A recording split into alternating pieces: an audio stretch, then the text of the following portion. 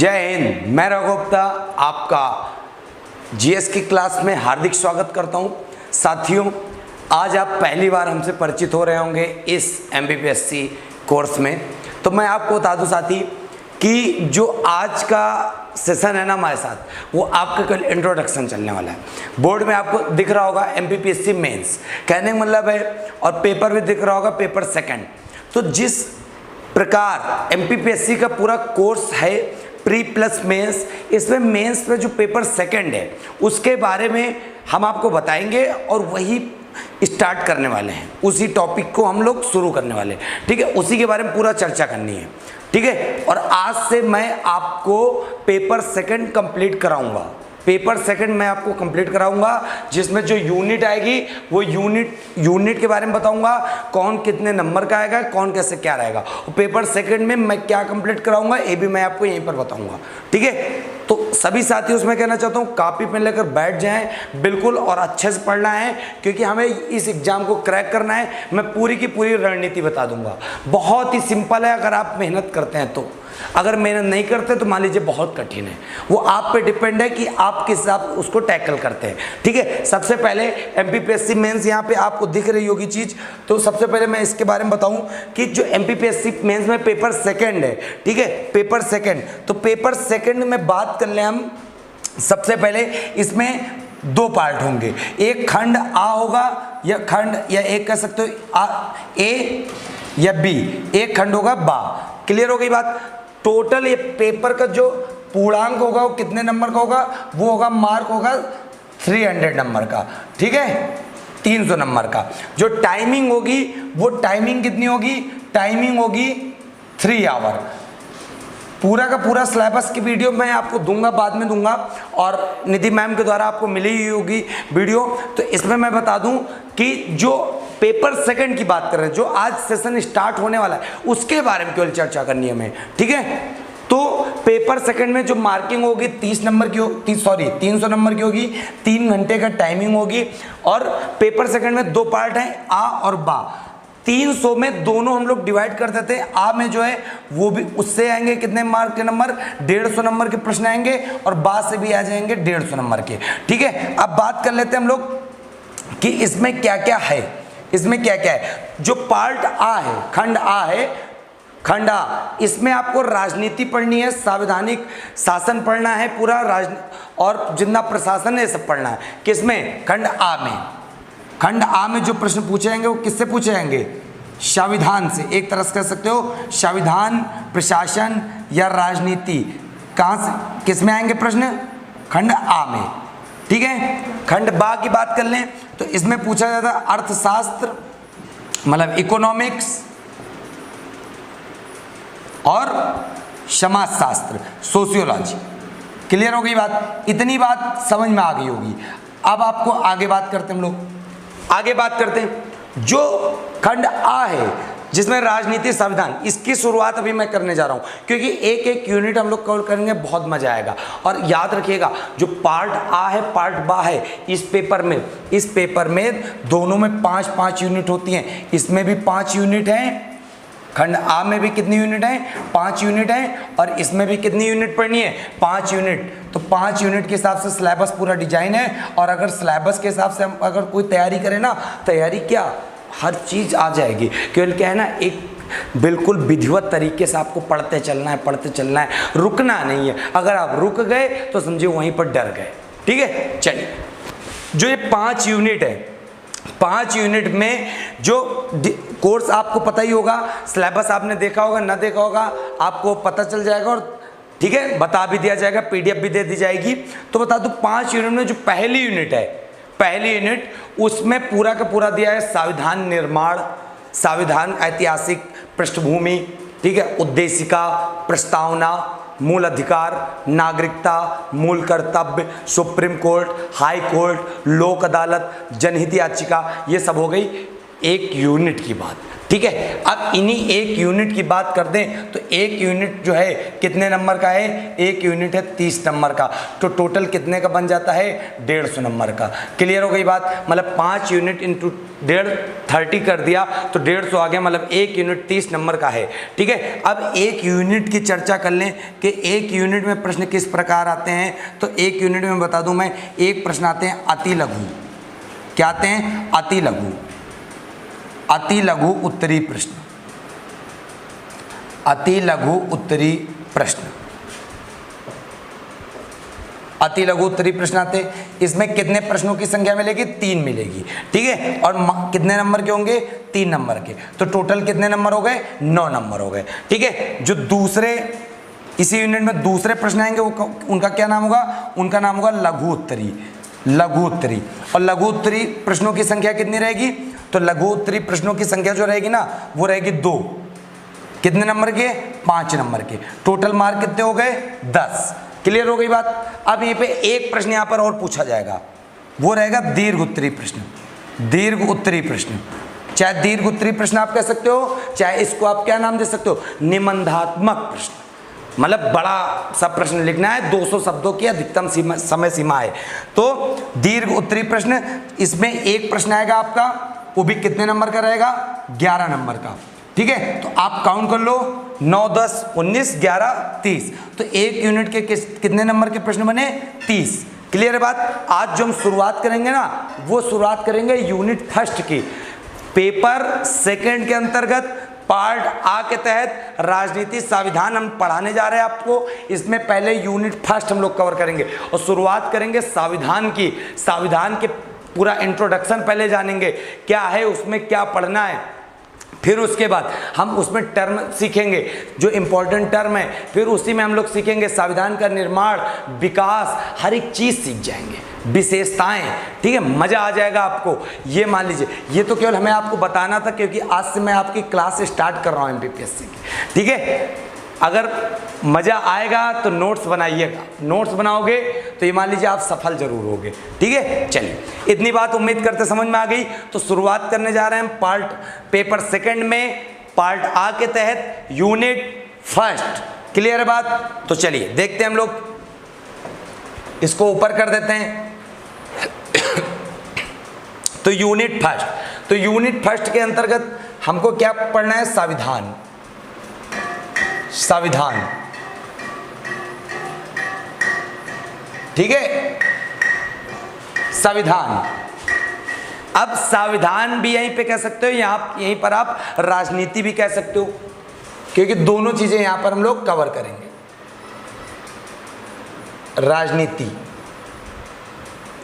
अब सबसे पहला प्रश्न तो यही बनता है कि राजनीति को हिंदी इंग्लिश में क्या बोलते हैं, संविधान को क्या बोलते हैं। तो राजनीति को इंग्लिश में बोलते हैं पॉलिटी, पॉलिटी। संविधान को इंग्लिश में क्या बोलते हैं, कॉन्स्टिट्यूशन।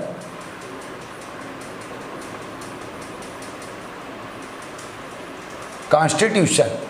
क्लियर हो गई बात, इतनी बात समझ में आ गई आपको। अब बात समझिए, दोनों का फर्क क्या है। पहले तो फर्क क्या है, तो राजनीति क्या है, संविधान क्या है। सबसे पहली बात तो यही देखते हैं हम लोग। जो राजनीति है ना, किसी भी देश में शासन व्यवस्था, कहने मतलब किसी भी देश में शासन को चलाना या शासन करना, किसी भी देश में शासन करना, ये सब क्या कहलाता है, ये कहलाता है राजनीति। क्लियर है बात।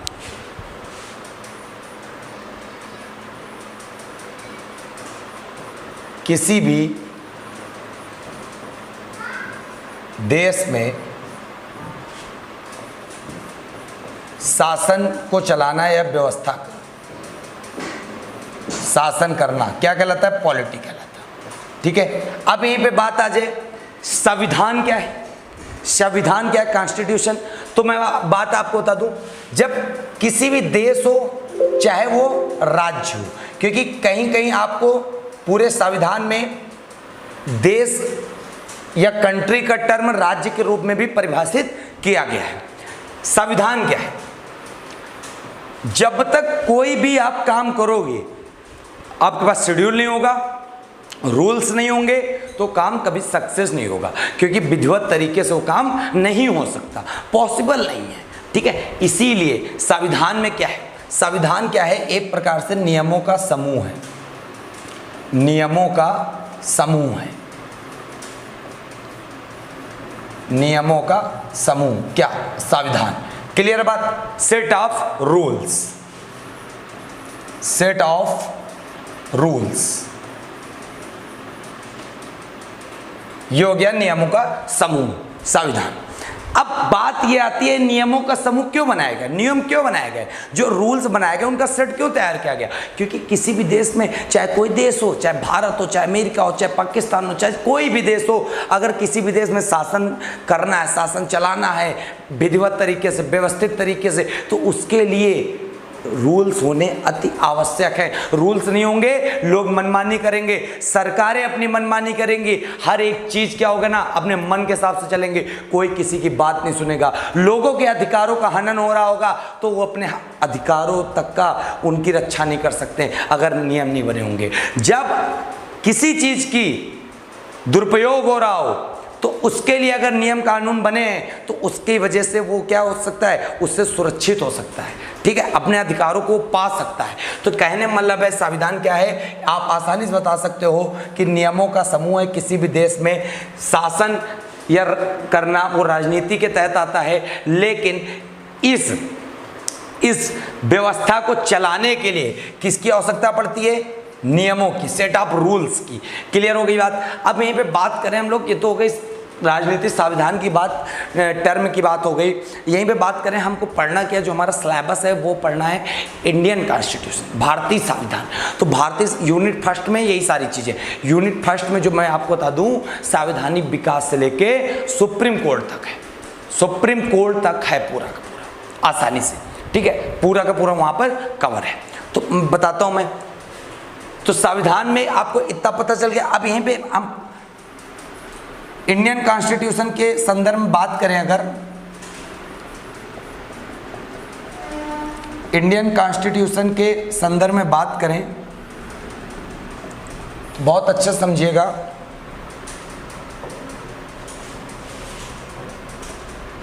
जो संविधान है ना वो दो प्रकार का है, दो वर्गों में विभाजित किया गया। कौन कौन? एक विभाजित किया गया लिखित, एक विभाजित किया गया लिखित संविधान, और एक विभाजित किया गया अलिखित संविधान। अब पेपर में प्रश्न आता है, क्या आता है बालक? आपने देखा दो प्रकार के संविधान को बांटा गया है, एक लिखित और एक अलिखित, ठीक है। अब इसकी बात आती है कौन सा किसका एग्जाम्पल है, तो मैं आपको बता दूं, बहुत अच्छे से याद रखना है आपको। लिखित में अमेरिका का संविधान आता है। अमेरिका का संविधान कैसा है? लिखित। और सबसे पुराना संविधान कौन सा है? अमेरिका का। अलिखित के अंतर्गत किसका आ जाएगा? अलिखित के अंतर्गत आ जाएगा ब्रिटेन का। किसका आ जाएगा? ब्रिटेन का। क्लियर हो गई बात। अब बात आती है कि भारतीय संविधान कैसा है, तो भारतीय संविधान भी जो है वो कैसा है? वो लिखित संविधान है, लिखित संविधान। अब ये इसी के अंतर्गत आप क्वालिटी पढ़ते चले जाओगे। ये क्या है? लिखित संविधान है।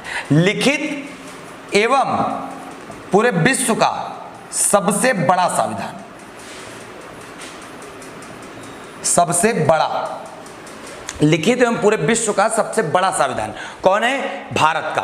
और पुराना कौन सा संविधान है सबसे पूरे विश्व का? वो है अमेरिका का संविधान, ये भी लिखित है।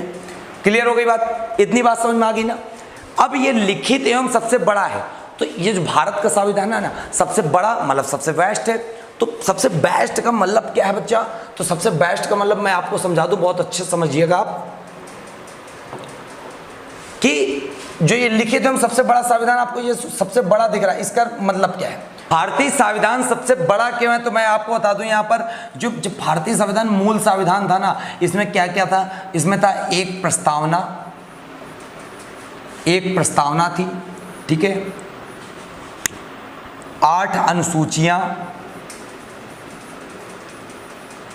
8 अनुसूचियां थी, 22 भाग थे और 395 अनुच्छेद थे। 395 अनुच्छेद थे। क्लियर हो गई बात। अब यहीं पे बात बता दूं, ये तो गई मूल संविधान की बात कि सबसे बड़ा संविधान मूल संविधान जब बना था। वर्तमान में क्या पोजीशन है, जो बड़ा होने के पीछे रीजन है, इसमें एक प्रस्तावना जो है वो सेम टू सेम है। जो प्रस्तावना जो है वो क्या है, वो सेम टू सेम है, प्रस्तावना रहेगी यहां पर, ठीक है।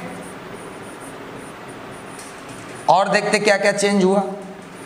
जो अनुसूचियां हैं वो 8 से कितनी हो गई, वो 8 से हो गई 12 अनुसूचियां।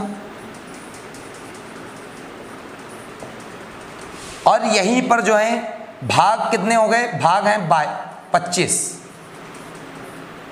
और जो अनुच्छेद हैं वो कितने हुए, वो अनुच्छेद हो गए 465 अनुच्छेद।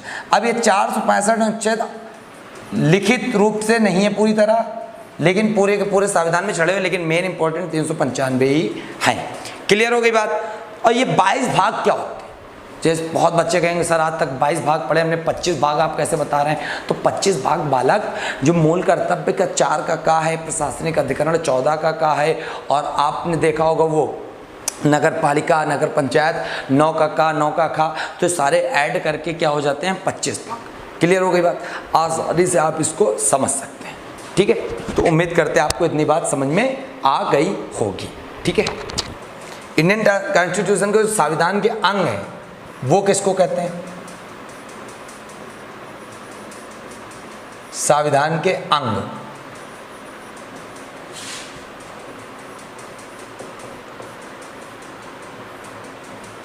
ठीक, ये 3 माने जाते हैं। किसको किसको कहते हैं,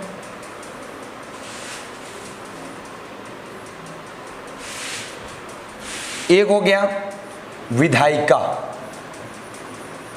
विधायिका, ठीक है। दूसरा हो गया कार्यपालिका,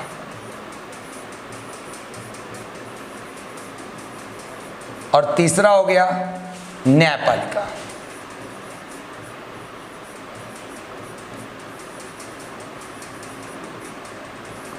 विधायिका, कार्यपालिका, न्यायपालिका।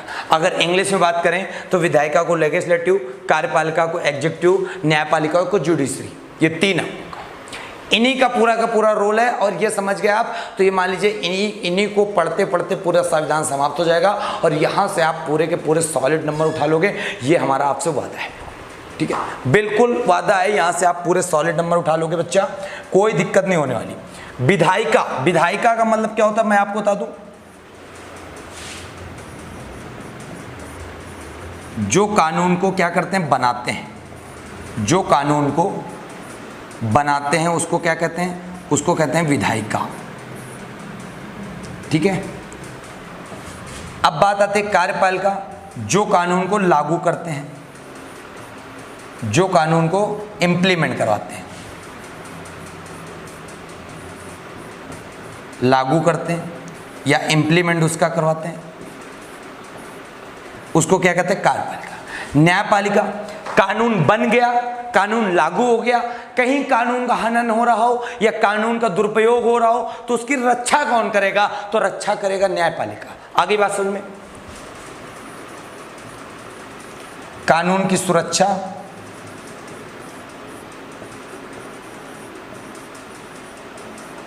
न्यायपालिका। अब बच्चा बहुत अच्छे से मैं आपको बता दूं, बहुत अच्छे समझिएगा, क्या समझना है आपको। विधायिका जो कानून को बना कौन रहा, तो मैं आपको बताता हूं। देखिए देश में क्या होती है, संसद, देश में होती है संसद, ठीक। संसद के होते हैं 2 सदन, कौन कौन, एक होता है लोकसभा और एक होता है राज्यसभा।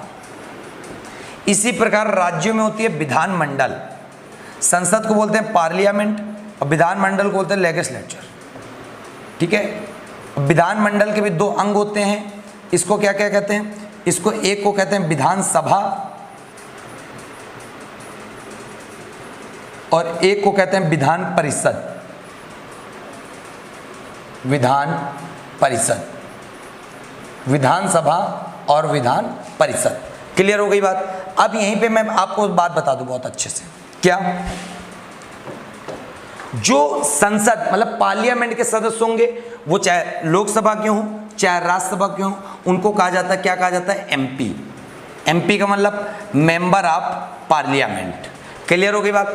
यहीं पे जो लेजिस्लेचर के सदस्य होंगे, विधानसभा को बोलते हैं लेजिस्लेटिव असेंबली।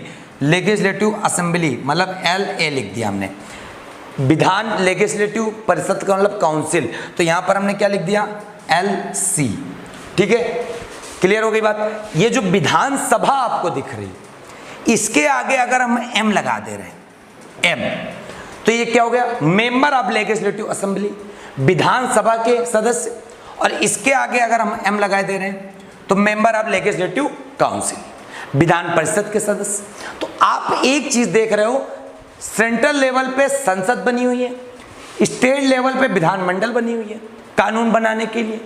ठीक है, कानून बनाने के लिए ये जो इनके सदस्य हैं, वो लोग कानून बनवाने के लिए पूरा क्या करेंगे, अपना विधेयक प्रस्तुत करेंगे, पारित करवाएंगे। ठीक है, यहां पर ये सदस्य, तो गाड़ियों में आप लोग MLA MLC सुना करते हो, आखिरकार है क्या, MLA को कहते हैं विधायक, MLA को क्या बोलते हैं, विधायक। ठीक है, जो मेंबर ऑफ लेजिस्लेटिव असेंबली, विधानसभा का क्या होता है, सदस्य होता है, और विधान परिषद का जो सदस्य होता है उसको कहते हैं MLC। याद रखिएगा, बहुत अच्छे प्रश्न है। MP member of parliament. आज आपके एक तरह से मान लो पॉलिटी या संविधान में टर्म आप समझ रहे, परिचय कक्षा मान लो आप। ठीक है, केवल परिचय कक्षा मान लो और कुछ ना मानो, आप तब भी मजे लोगे। ठीक, आसानी से आप पढ़ते चलो। इतनी बात समझ में आई। तो ये लोग करते हैं, कानून को बनाते हैं। आगे बात समझ में। अब कानून को लागू कौन करता है, तो कानून को लागू करने वाले दो लोग होते हैं। कौन कौन, एक होते हैं स्थायी, एक होते हैं अस्थायी।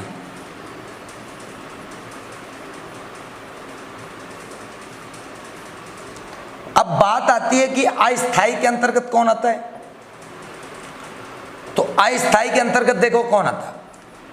पहला तो PM आ जाएगा, प्रधानमंत्री, क्योंकि इसका पता नहीं है कि 5 साल बाद रहें ये PM या ना रहें। ठीक है, ये बदलते रहते हैं, हर चुनाव होते बदल जाते हैं। लेकिन जो स्थायी होते, जैसे IAS अधिकारी हो गए, ये एक बार सेवा में आ गए सचिव के रूप में, ये बने रहेंगे। यहाँ पे जैसे देख लें CM, ये सब कैसे लोग होते हैं, अस्थायी। लेकिन ये लोग अगर कोई बात कह दे, कानून लागू कर दे, तो माना जाएगा। बनने के बाद ये लोग उसका संबोधन कर दें तो माना जाएगा, कानून लागू हो गया। तो ये क्या है, अस्थायी लोग हैं। तो दो प्रकार के लोग कानून को लागू कर सकते हैं।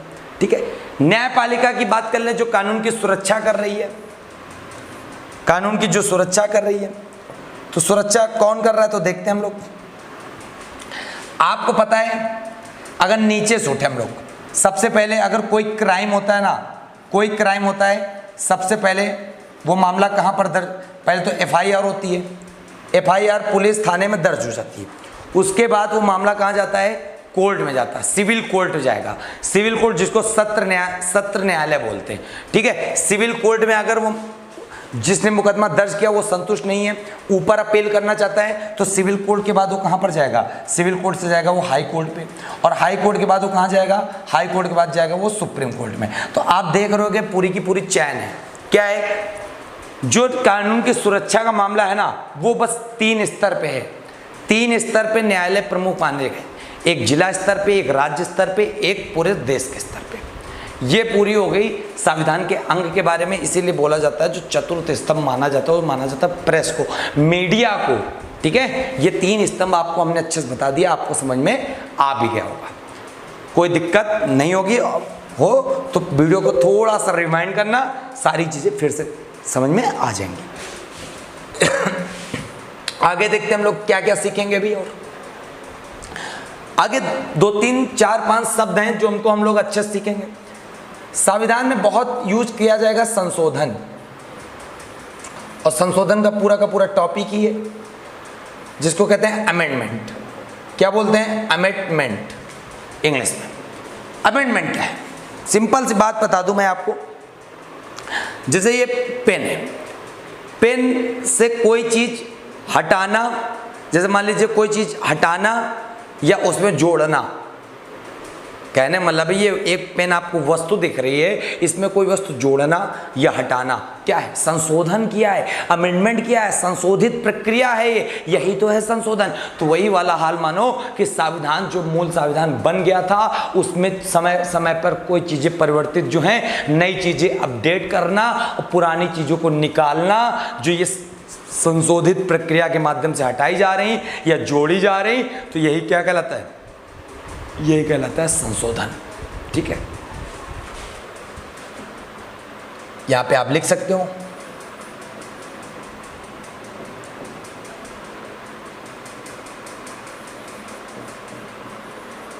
कोई तथ्य या कानून जोड़ना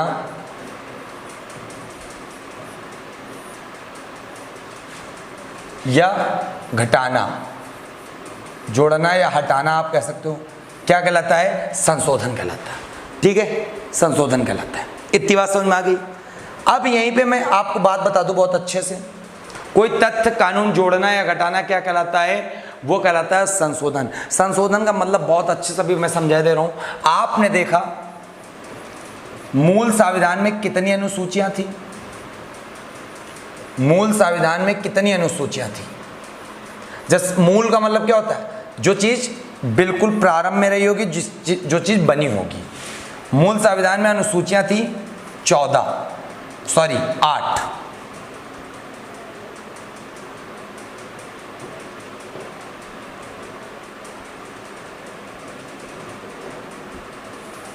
8। ठीक है, वर्तमान में कितनी है,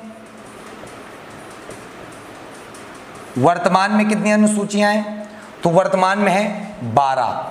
तो आप एक प्रकार से देख रहे हो कि 8 से चीजें कितनी हो गई, 8 से हो गई 12, 8 से कितनी चीजें हो गई, 12 हो गई। क्लियर हो गई बात। तो 8 से 12 कहने मतलब ये कितनी ऐड हुई हैं, ये ऐड हुई हैं 4। कितनी ऐड हुई हैं, 4। तो जब ये 4 ऐड हुई हैं यहां पर, ठीक है, जब यहां पर ये 4 ऐड हुई हैं तो आसानी से आप बता सकते हो कि ये जो 4 ऐड हुई हैं किसके माध्यम से ऐड हुई होंगी, ये ऐड किसके माध्यम से हुई होंगी, संशोधन के माध्यम से। ठीक है, मतलब 9, 10, 11, 12 चारों के चारों किसके माध्यम से ऐड हुई, संशोधन के माध्यम, कोई ना कोई संशोधन यहाँ पर यूज किया गया होगा। चलिए यहीं पे आगे टर्म की बात करेंगे, थोड़ा सा एक बहुत अच्छे से टर्मों को पूरा का पूरा कवर कर लेंगे। आगे टर्म की बात करने में यहीं पर 2 शब्द हैं, एक है निर्वाचित और एक है मनोनीत। एक है निर्वाचित,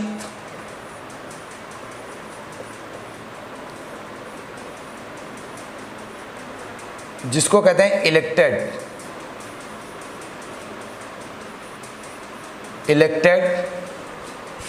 और एक है मनोनीत।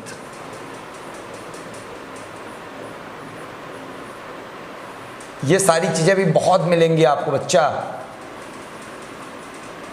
जिसको कहते हैं इंग्लिश में नॉमिनेटेड। ठीक है, अब दोनों क्या होते हैं, तो नाम से क्लियर होगा, जिसका चुनाव करवाया जाए वो निर्वाचित, और जिसको डायरेक्ट हम किसी कुर्सी पे बैठाल दें वो क्या है, वो मनोनीत। आप पॉइंट नॉमिनेटेड हो गया। ठीक है, तो इतनी बात आपको समझ में आ रही होगी। इसका एग्जाम्पल मैं आपको देता हूं, बहुत अच्छे से आप समझ जाओगे। मान लीजिए कोई यहां पर क्या है, पार्टी है, कोई भी पार्टी है। ठीक है, कांग्रेस की मान लीजिए, भाजपा की मान लीजिए, कोई पार्टी मान लीजिए। इस पार्टी में सदस्य कितने हैं, इस पार्टी में लगभग 500 सदस्य हैं। कितने सदस्य हैं, 500 सदस्य। और इन 500 सदस्यों में से एक व्यक्ति को क्या बनना है, एक व्यक्ति को बनना है अध्यक्ष। तो इसके 2 तरीके हैं। 2 तरीके क्या हैं, 2 तरीके इसके यही हैं कि जो पार्टी का प्रमुख होगा, पार्टी का प्रमुख जो मतलब इसका संस्थापक रहा होगा, वो इसमें अपनी कमान जो दे रहा, मतलब वो उतने दिन तक संभालेगा। 2 तरीके, एक तो 500 सदस्य वोटिंग कर दें, इसको चुनने के लिए अगर ये 500 सदस्य वोटिंग कर दें, तो वोटिंग के माध्यम से, मतलब चुनाव के माध्यम से अगर वो व्यक्ति चुना जा रहा, तो वो प्रक्रिया क्या है, वह प्रक्रिया है निर्वाचित, मतलब निर्वाचन होना उसका, ठीक है। और यही बात कि जो प्रमुख होगा, मुखिया होगा, वो डायरेक्ट कह दे कि भैया ए और बी अध्यक्ष पद के लिए थे, जो मुखिया था उसने कह दिया बी आज से क्या हो गया, अध्यक्ष हो गया, तो ये प्रक्रिया क्या हुई, ये प्रक्रिया कहलाई मनोनीत। लेकिन जब चुनाव हो जाए उसमें चाहे ए जीते चाहे बी जीते, वो कहलाएगी निर्वाचित। इसमें क्या होगा, जितने लोग वोटिंग करेंगे +1 तो वोट आएगा ही आएगा, +1 तो वोट, ठीक है। नहीं आएगा तो मुखिया अपना निर्णायक मत का यूज करेगा। इतनी बात समझ में आ गई। अब यहीं पे बात समझ लेते हैं, दूसरे एक टॉपिक और यहीं पर है, उसको कहते हैं बिल, विधेयक या अधिनियम, विधेयक या अधिनियम।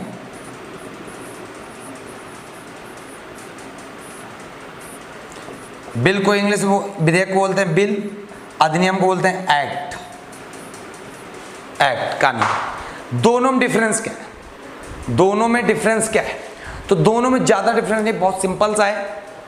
तो देखते हैं क्या है। तो जो विधेयक और बिल है ना, विधेयक का मतलब क्या होता है, तो बहुत ध्यान से बात समझिएगा। जैसे किसी की शादी का रिश्ता है, लेकर गए, तो क्या है, वो एक प्रकार से प्रस्ताव है, प्रपोजल है, तो वही कहलाता है विधेयक, ठीक। और जब शादी का रिश्ता वहाँ पे जाके पक्का हो जाता है, तो मतलब मोहर लग जाती है पेरेंट्स की, तो क्या हो जाता है, वो हो जाता है अधिनियम, मतलब बिल जो है वो क्या हो गया, पास होके एक्ट, कानून बन गया।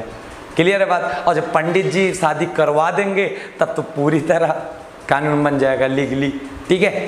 तो बात यही बताना चाहता हूं मैं आपसे बहुत अच्छे से। जैसे ये संसद है, संसद में लोकसभा और राज्यसभा के सदस्य होते हैं, लोकसभा के भी होते हैं और राज्यसभा के भी होते हैं।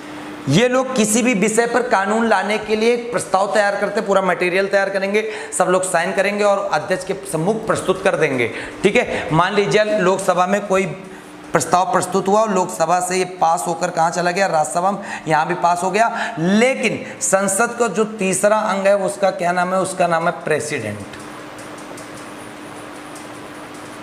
और ये जब यहाँ से यहाँ गया, यहाँ से यहाँ गया, और जब तक उस पर प्रेसिडेंट क्या करेगा, प्रेसिडेंट उस पर हस्ताक्षर नहीं करेगा, तब तक वो क्या होगा, वो एक केवल क्या बना रहेगा, वो केवल एक विधेयक ही बना रहेगा। और अधिनियम कब बन जाएगा, अधिनियम राष्ट्रपति के साइन के बाद बन जाएगा, राष्ट्रपति के हस्ताक्षर के साथ ही ये क्या बन जाएगा, राष्ट्रपति के हस्ताक्षर के साथ ही ये बन जाएगा अधिनियम।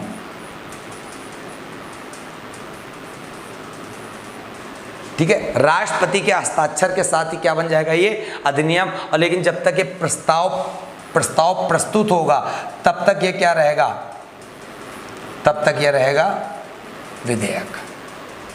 इतनी बात उम्मीद करते समझ में आ गई, ठीक। अब देख लेते हैं, ये तो टर्म है छोटे छोटे, अभी टर्म बहुत सारे पढ़ने हैं, बहुत सारे टर्म मिलेंगे पॉलिटी में और बहुत ही ज़्यादा मज़ा आएगा, ठीक है। अब यहीं पे देखते हैं थोड़ा सा और अच्छे से पढ़ना क्या संविधान में, शुरुआत कैसे करनी कि संविधान में देख रहे हैं सब चीज़ें भरी हुई हैं, लेकिन संविधान का निर्माण कैसे हो तो भी तो देखना है। अब मोस्ट इंपॉर्टेंट टॉपिक है, ठीक। संविधान, उसी को कहते हैं संवैधानिक विकास, उसी को कहते हैं संवैधानिक विकास।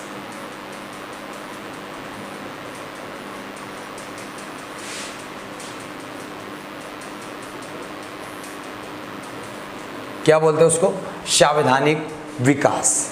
आगे बात सुनिए। अब यहाँ पे जो कॉन्स्टिट्यूशनल डेवलपमेंट है उसके बारे में बात बता दूं मैं आपको। जो शुरुआत होती है संवैधानिक विकास की, वो एक दिन की है नहीं, मेहनत नहीं है, बहुत दिन पुराना है। तो इसको हम देखते हैं बहुत अच्छे से। आज समझ लो विकास, फिर आगे अगली क्लास में आगे चीज़ें पढ़ेंगे।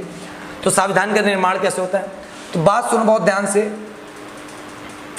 भारत में यूरोपीय कंपनियों का आगमन हो रहा था, भारत में यूरोपीय कंपनियों का आगमन हो रहा था। तो एक ट्रिक याद रखिएगा, पुत्र अड़ा डैड फंसा। भारत में यूरोपीय कंपनियों का आगमन हो रहा था, तो ये ट्रिक अभी मैं बता रहा हूं आपको बहुत बढ़िया सा।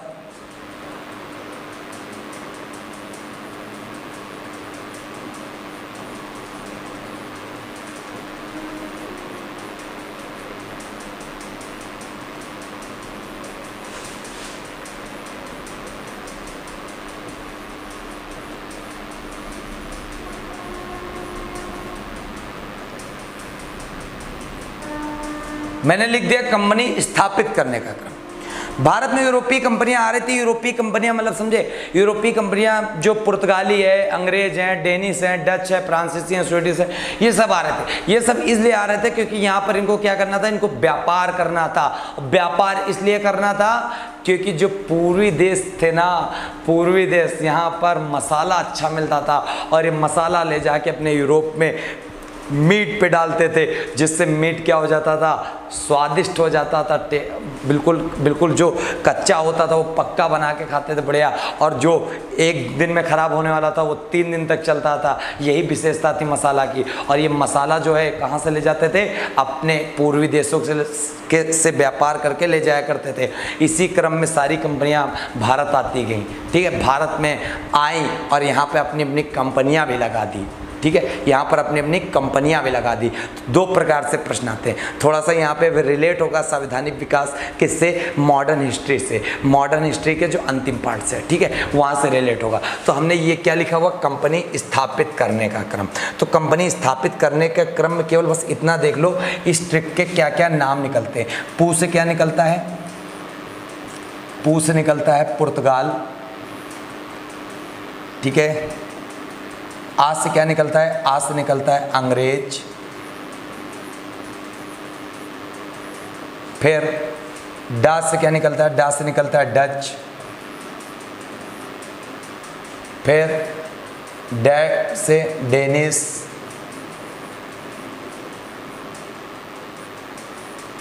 फा से फ्रांसीसी।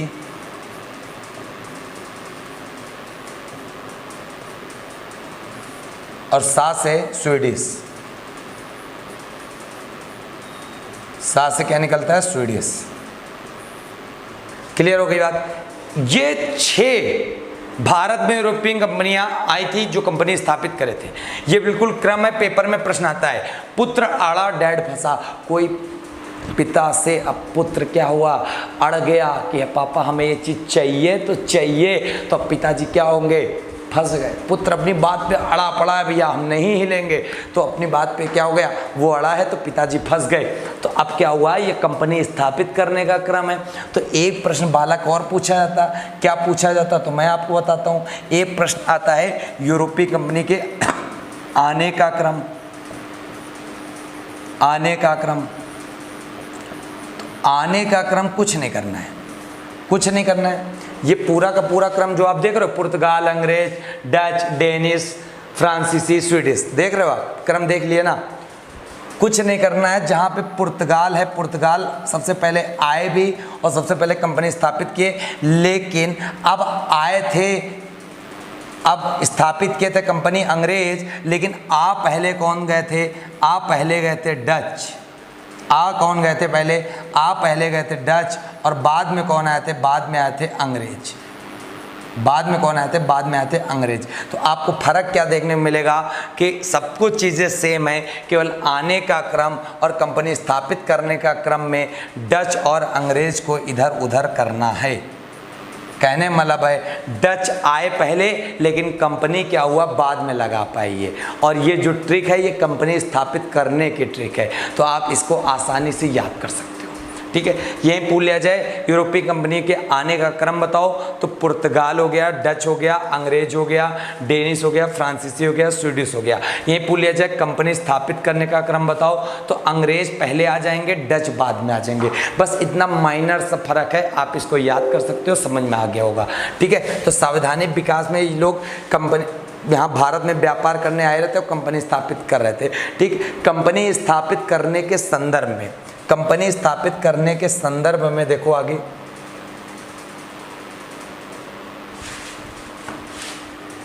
एक राजलेख आया 1600 ईस्वी का राजलेख, 1600 ईस्वी का राजलेख। इस राजलेख में क्या बताया गया, इस राजलेख में क्या बताया गया, उस समय ब्रिटेन की महारानी कौन थी, महारानी थी एलिजाबेथ,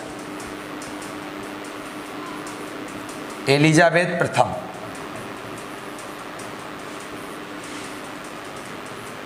ठीक। एलिजाबेथ प्रथम ये क्या थी, ब्रिटेन की महारानी थी।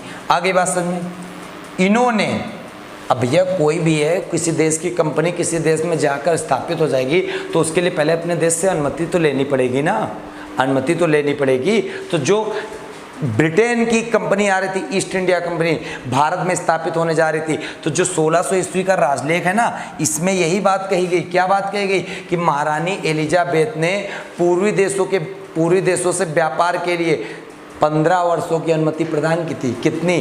15 वर्षों की। तो याद रखिएगा, महारानी एलिजाबेथ प्रथम ने पूर्वी देशों के कितने वर्ष की अनुमति दी थी? 15 वर्ष की अनुमति दी थी महारानी एलिजाबेथ ने पूर्वी देशों के साथ व्यापार करने के लिए। ठीक है, इसीलिए ईस्ट इंडिया कंपनी यहाँ पर स्थापित हो गई। अब आगे देखते हैं, 1600 ईस्वी का राजलेख ही समझ लेते हैं पूरा सा अच्छे से। तो महारानी एलिजाबेथ ने 15 वर्ष के लिए पूर्वी देशों के साथ व्यापार की अनुमति प्रदान की थी। तो 1600 ईस्वी का राजलेख यही सबसे बढ़िया पॉइंट कहता है कि कौन से राजलेख में बताया गया है। राजलेख क्या थे? राजलेख एक नियम कानून बनाए गए थे। ठीक, इसी के अंतर्गत बात कही गई थी कि इसके अंतर्गत ये प्रावधान रहेंगे। ठीक है, तो मैं आपको आगे बताता हूँ। आगे क्या बताना है, समझिए बात को बहुत ध्यान से। उस समय महारानी एलिजाबेथ ने जो ये पत्र लिख दिया, भारत के राजा से भी तो अनुमति लेनी पड़ेगी। उस समय महारानी एलिजाबेथ के जो समकालीन थे वो मुगल शासक थे दिल्ली में। वो कौन थे? वो थे अकबर। ठीक, और अकबर का जो टाइम पीरियड चला वो कब से कब तक चला? वो चला 1556 से 1605 ईस्वी तक अकबर का कार्यकाल रहा। ठीक है, 1605 में इनकी क्या हो गई? डेथ हो जाती है। तो ये पत्र अकबर के नाम आ रहा था महारानी एलिजाबेथ के द्वारा कि हमारी कंपनी को वहाँ आप स्थापित होने दीजिए और 15 वर्षों के लिए आपका देश हो गया, इंडोनेशिया का हो गया, ठीक है, इनके साथ व्यापार होगा। जो मसालों का व्यापार होगा, मसाले जाएंगे कहाँ पर? ब्रिटेन में। वहाँ पर क्या होगा? उसका यूज किया जाएगा जिससे मसाला जो है मीट पर या मांस पे डाला जाएगा, जिससे मीट और स्वादिष्ट होगा और ज़्यादा दिनों तक टेस्टी बना रहेगा। ठीक है, तो अकबर के नाम पत्र आ रहा था। अकबर, पेपर में प्रश्न आता महारानी एलिजाबेथ के समकालीन कौन था शासक था भारत में? वो था अकबर। क्लियर हो गई बात। लेकिन दुर्भाग्यवश अकबर की क्या हो जाती? अकबर की हो जाती मृत्यु 1605 में। ठीक है, 1605 में हो जाती मृत्यु। और उसके बाद गद्दी पर जो बैठ जाता है, वो कौन बैठ जाता है? वो बैठ जाता है 1605 से 1627 तक जो गद्दी पर बैठ जाता है, वो बैठ जाता है जहांगीर। तो ये जो उस समय तो भैया कोई इंटरनेट, टेलीफोन, फैक्स तो था नहीं, ईमेल की कर दिया चला गया।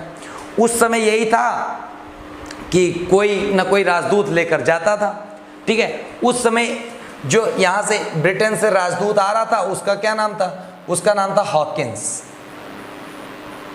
क्या नाम था? हॉकिंस। अब ये जो हॉकिंस राजदूत था, ये गया इंडिया, ये पत्र लिए था अकबर के नाम, लेकिन इनकी हो गई थी मृत्यु। तो 1605 में बैठ गए थे जहांगीर। तो हाकिम जो पहुंचा इनके दरबार में जहांगीर के, ये पहुंचा 1608 में भारत पहुंच गया था, लेकिन मिला कब? ये मिला 1609 में। तो जहांगीर ने ईस्ट इंडिया कंपनी को भारत में कंपनी स्थापित करने की अनुमति प्रदान कर दी थी। तो पेपर में यही प्रश्न आता है, भारत आने वाला पहला अंग्रेज कौन था? भारत आने वाला पहला अंग्रेज कौन था? ये सारे आपके पेपर के प्रश्न तैयार हो रहे हैं। प्री तो आप ऐसे निकाल दोगे, ठीक है। भारत आने वाला पहला अंग्रेज कौन था बालक? हॉकिंस था। किसके दरबार में हॉकिंस आया? हॉकिंस आए किसके दरबार में? जहांगीर के दरबार में आए हॉकिंस। क्लियर हो रही चीजें? बहुत ध्यान समझिएगा। इतनी बात समझ में आ गई ना आपको? अब इस तरह व्यापार चलता रहा, ठीक है। तो जब व्यापार चलता रहा, उसके बाद क्या हुआ देखें, बहुत ध्यान समझिएगा। एक टाइम आया 1757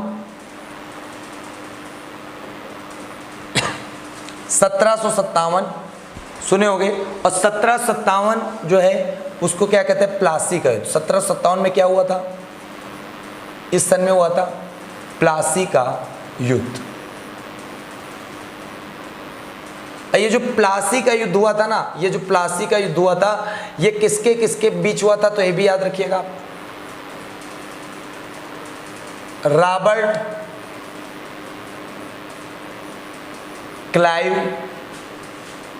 प्लस सिराजुद्दौला।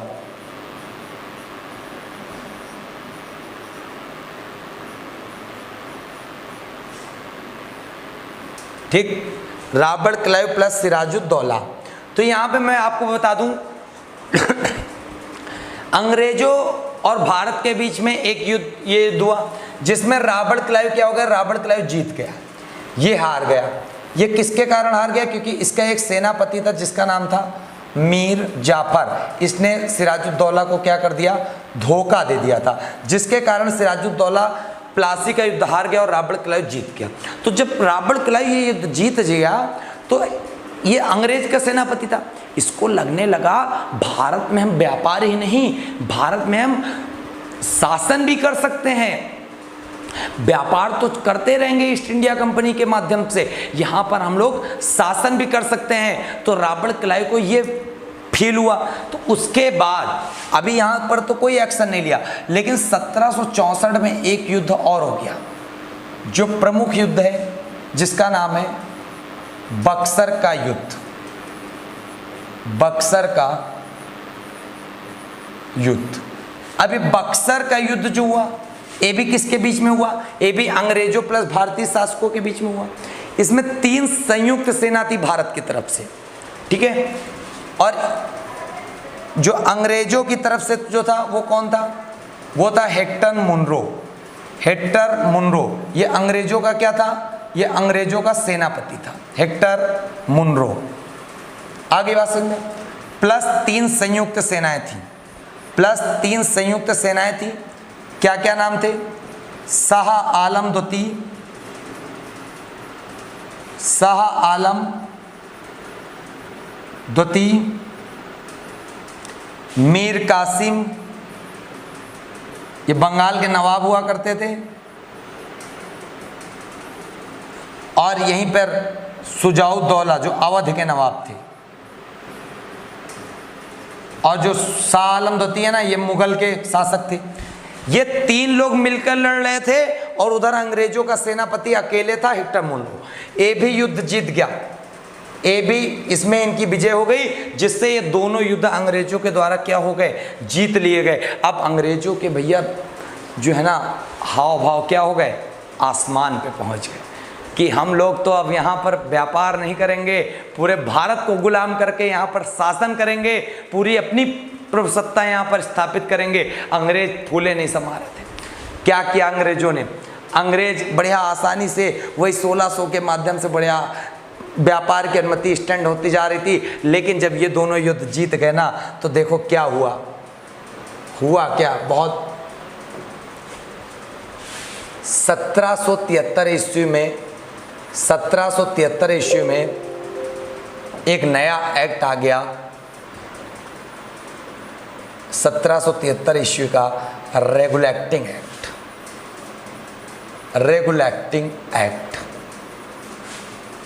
अब यहां से हम लोग पढ़ेंगे सारे एक्ट। अब यहां से ये जो एक्ट है ना, इस एक्ट से शुरुआत हो जाती है किसकी, भारत पर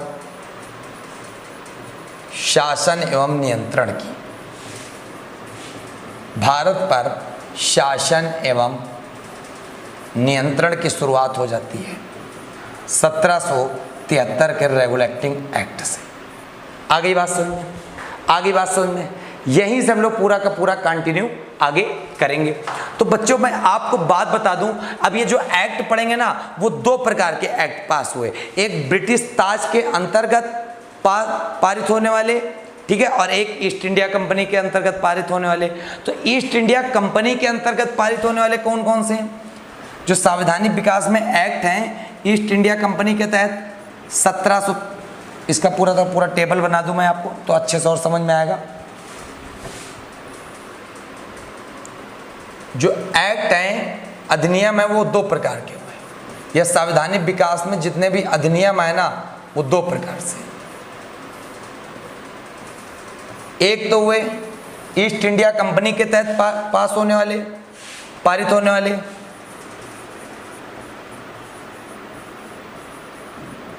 ईस्ट इंडिया कंपनी के माध्यम से लागू होने वाले एक्ट, क्लियर हो गई बात। और एक है ताज शासन के अंतर्गत, ताज शासन के अंतर्गत पारित होने वाले एक्ट। आगे बात समझ में। अब यहाँ पे जो हम लोग पढ़ेंगे ना, वो हम लोग पढ़ेंगे इसके अंतर्गत ईस्ट इंडिया 1773 का रेगुलेटिंग एक्ट, 1784 का पिट्स इंडिया एक्ट, ठीक है, 1793 का पढ़ेंगे, यहीं पर 1813 पढ़ेंगे, 1833 पढ़ेंगे, और यहीं पर हम लोग पढ़ेंगे 1853। ये सारे पढ़ेंगे हम लोग ईस्ट इंडिया कंपनी के तहत। और ताज शासन के अंतर्गत पढ़ेंगे हम लोग 1858 का भारत शासन अधिनियम, फिर यहीं पढ़ेंगे 1861 का भारतीय परिषद अधिनियम, 1892 का भारतीय परिषद अधिनियम, 1909 का माल्ले मिंटो अधिनियम, 1919 का मॉन्टेग्यू चेम्सफोर्ड अधिनियम, ठीक है, 1935 का भारत शासन अधिनियम, 1947 का भारतीय स्वतंत्रता अधिनियम। ये सारे एक्ट दो भागों में डिवाइड करके हम लोग पूरा का पूरा कंप्लीट कर लेंगे।